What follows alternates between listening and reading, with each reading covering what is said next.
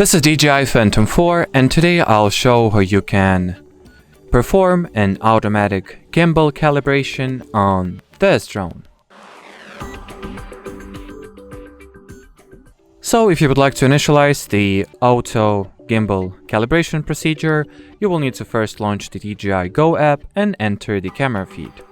Now launch settings by tapping at the three horizontal dots you'll find at the top right corner of the display. Next, select the camera gimbal settings and look for the auto-calibrate gimbal option. Tap on it, press OK.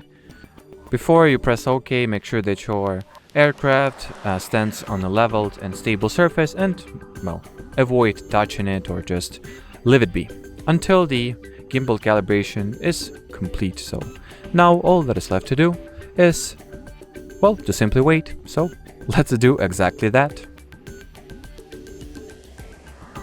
So as you can see, the gimbal calibration is successful. So that will be it for this video. Thanks for watching and bye bye.